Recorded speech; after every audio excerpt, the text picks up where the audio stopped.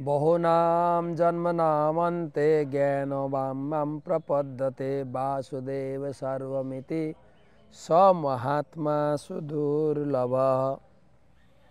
এই গীতার জ্ঞান অত্যন্ত দুর্লভ, বহু বহু জন্ম সাধনা করে লাভ করতে হয়।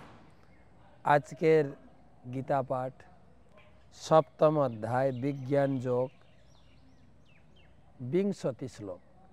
কামস্তৈস্তৈহিতজ্ঞানা প্রপদ্যন্তে অন্ন দেবতা তম তম নিয়মম আস্থায় প্রকৃত্যা নিয়তাশয়া।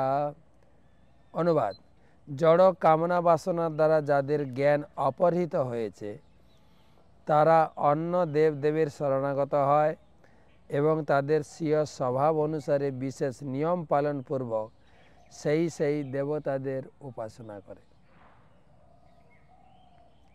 কামস্তৈস্তহিত জ্ঞান।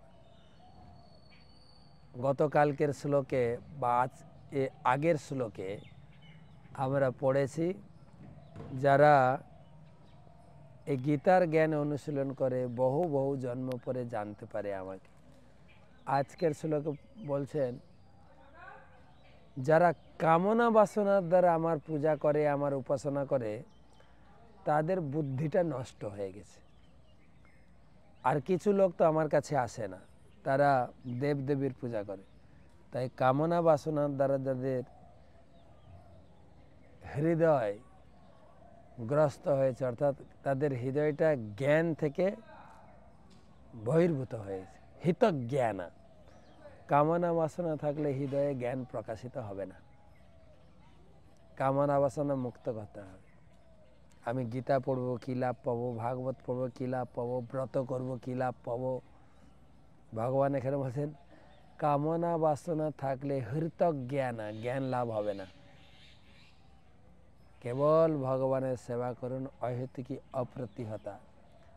আর কামনা বাসনার দ্বারা হৃদয়ের জ্ঞান নষ্ট হয়ে যায়। তখন কি করে না, তারা নিজের নিজের নিয়ম বানিয়ে ঠাকুর পূজা করে। প্রকৃত নিয়ন্তা সয়া, সয়া মানে নিজের। তো নিজের নিজের মতো পূজা উপাসনা করলে হবে না, নিজের নিজের মতো করে জ্ঞান আহরণ করলে হবে না। গুরুদেবের গাইডেন্সে অহেতুকি সম্পূর্ণরূপে নিজের কাম বাসনা মুক্ত হয়ে তবে এই জ্ঞান লাভ করতে হবে।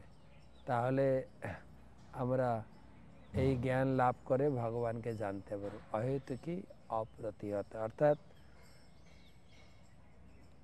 নিজের চাওয়া পাওয়া ভোগ বাসনা এইসব চেয়ে ভগবানের উপাসনা করবেন না।